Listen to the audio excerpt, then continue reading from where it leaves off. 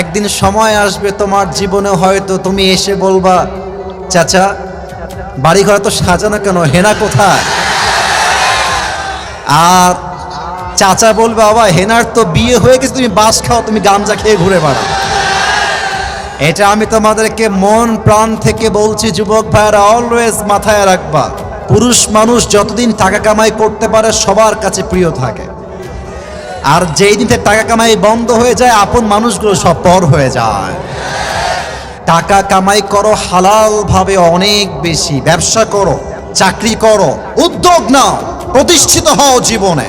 যদি মায়ের কাছে সেরা সন্তান হতে চাও, যদি বাবার কাছে সেরা সন্তান হতে চাও, যদি তুমি তোমার স্ত্রীর কাছে সেরা স্বামী হতে চাও, যদি তুমি তোমার সন্তানের কাছে সবচেয়ে প্রিয় বাবা হতে চাও, তুমি যদি বোনের কাছে সবচেয়ে প্রিয় ভাই হতে চাও, টাকা কামাই করা ছাড়া কোনো গতি নাই যুবক ভাইরা। বলো বলো বলো। जब जेब में पैसा होता है तो पराए भी अपने हो जाते हैं, और जब जेब में पैसा नहीं होता तो अपने भी पराए हो जाते हैं। পকেট ভর্তি টাকা থাকলে ভালোবাসার মানুষের কোনো অভাব হয় না বাংলাদেশে, আর পকেট খালি হয়ে গেলে ঘরের আপন বউটাও পর হয়ে যায়। এজন্য আমি মাঝে মাঝে বলি, जब जेब में हो पैसे तो लोग पूछते हैं तुम हो कैसे, और जब तुम हो जाओगे कंगाल कोई पूछने नहीं आएगा तुम्हारा हाल। पॉकेट भर्ती टाका বলবে হাউ আর ইউ, কেমন আছেন ভাইয়া আপনি, আর যখন পকেট খালি বলবে হু আর ইউ, তুমি কে, তোমাকে তো চিনতে পারছি না ভাই আমি। এই পুরো দেশটাই হচ্ছে টাকার খেলা।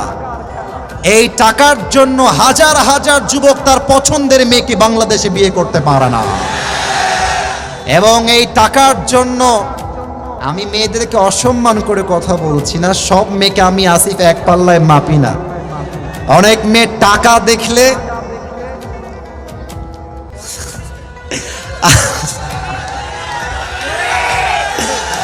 টাকা দেখলে আর সরকারি চাকরি দেখলে টাকলার সঙ্গ বিয়ের পিড়িতে বসে যায় না, এমন মেয়ে তো বাংলাদেশে নাই।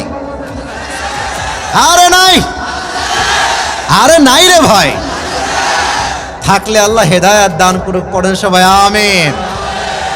এজন্য আমি বলি, পকেট শূন্য থাকা অবস্থায় যে আমাকে হালাল ভাবে বিয়ে করতে চাইবে সেই তো আমার ভালোবাসা পাওয়ার যোগ্যতা রাখে, আর যে আমাকে প্রতিষ্ঠিত হওয়ার পরে চাইবে, বুঝতে হবে সে আমাকে ভালোবাসে নাই, সে আমার অবস্থানকে ভালোবেসেছে।